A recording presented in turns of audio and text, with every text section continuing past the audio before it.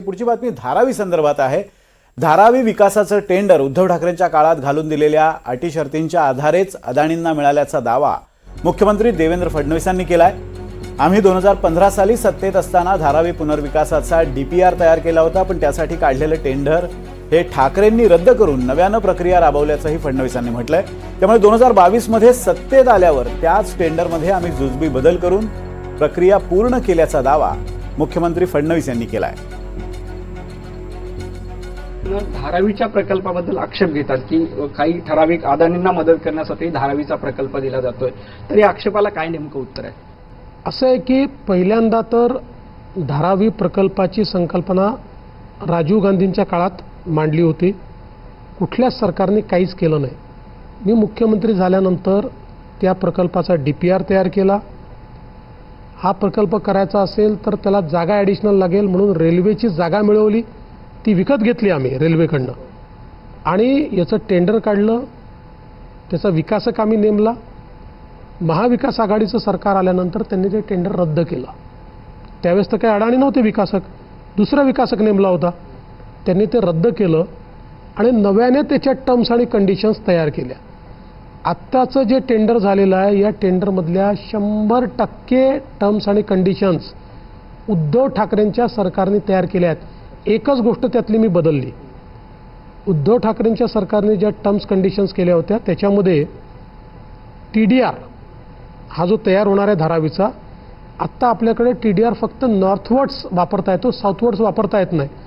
त्यांनी साऊथवर्ड्स वापरायची परवानगी दिली, त्यात काही चूक आहे असं माझं मत नाही, पण त्याच्यावर कॅपिंग केलं नव्हतं। त्यामुळे जो कोणी विकासक आहे, आता अडाणी आहेत, पण जो कोणी विकासक राहिला असता या विकासकाला TDRची मोनोपोली तयार करता आली असती। आपण आलो तेव्हा प्रोसेस चालू झाली होती, म्हणजे ही काही प्रोसेस आम्ही तयार केली नाही, प्रोसेस जवळपास सुरू झाली होती। आपण त्यात कॅबिनेटमध्ये जाऊन एक बदल केला आणि सांगितलं की TDRचं कॅपिंग करा, म्हणजे TDR ची मार्केट रेटच्या 90%च किंमत असू शकेल, त्यापेक्षा जास्त किंमत करता येणार नाही। आणि दुसरं त्याचा डिजिटल प्लॅटफॉर्म असेल महापालिकेत, त्यामुळे कोणाकडे किती TDR शिल्लक आहे ते त्या ठिकाणून त्याला कोणाला विकता येईल, घेता येईल, जेणेकरून विकासक TDRचं मोनोपोलायझेशन करू शकणार नाहीत। हा आम्ही बदल त्याच्यामध्ये केला। टेंडर झालं, त्याच्यात सक्सेसफुल बिडर अडाणी होते, त्यामुळे ते अडाणींना मिळालं।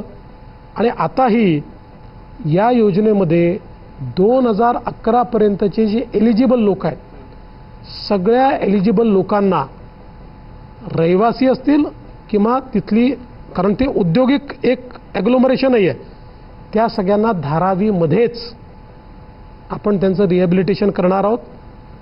जे नियमात बसत नाहीत, हायकोर्टाने नियम केला आहे, जे बसत नाहीत त्या लोकांनाही आपण काढून टाकू शकतो का?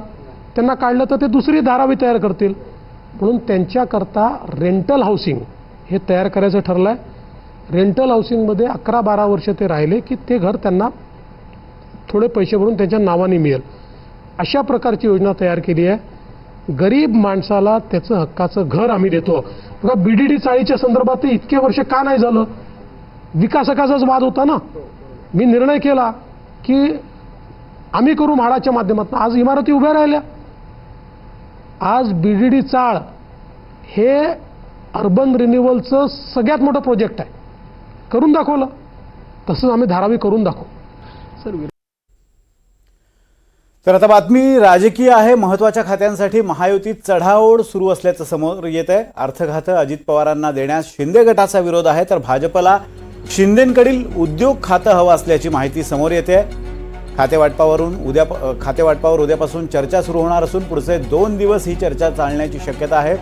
महायुतीतले मित्रपक्ष आणि भाजप नेमकी कोणकोणती खाती आपापसात वाटून घेतात याबाबत अजूनही निश्चिती झालेली नाहीये, त्यामुळे पुढील 2 ते 3 दिवसात यावर अंतिम चर्चा करून निर्णय होण्याची शक्यता आहे। विशेष म्हणजे ऊर्जा, उद्योग, महसूल आणि सार्वजनिक बांधकाम विभागासह आरोग्य खातं यात अदलाबदल होऊ शकते।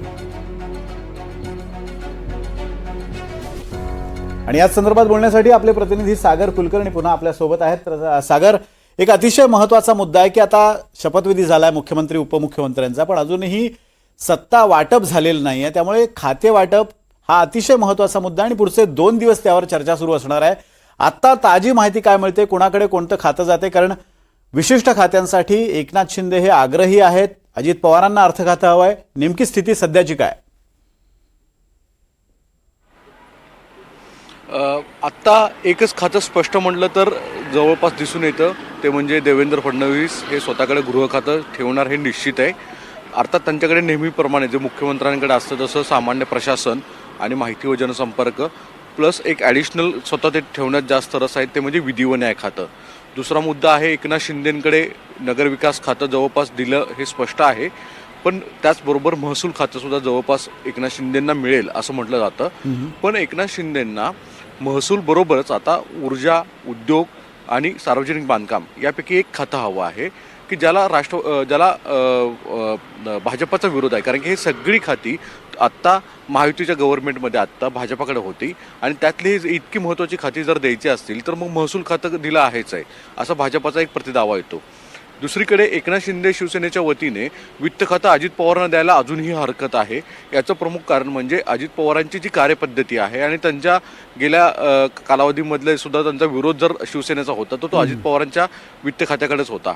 पण कालांतराने 2022मध्ये अजित पवार ज्यावेळेस या महायुतीमध्ये आले त्यावेळेस शिवसेनेला थांबवण्यामध्ये यश मिळवलं होतं भाजपाला आणि अजित पवारांना वित्त खातं कायम ठेवलं होतं. आता फक्त वित्त खातं कुठल्याही परिस्थितीत अजित पवारांना देऊ नये, त्याच्याऐवजी भाजपाने ठेवलं तरी चालेल असा एक शिवसेनेचा सूर आहे. अर्थात आता ह्याबाबतच्या चर्चा आज रात्री होतील असं सांगितलं जातं तिन्ही प्रमुख पक्षामध्ये नेत्यांमध्ये. पण ऊर्जा, जलसंपदा, सार्वजनिक बांधकाम, आरोग्य आणि वित्त अशा सगळ्या महत्त्वाची जी खाती आहेत यावरनं अद्यापही तिढा पूर्ण निघालेला नाही या. आणि विशेष म्हणजे ज्या पक्षांना म्हणजे तिन्ही पक्षांना नेमके किती कॅबिनेट घ्यायचे, राज्य घ्यायचे याचा सुद्धा फॉर्म्युला शेवटपर्यंत अजून क्लिअर झाला नाही या.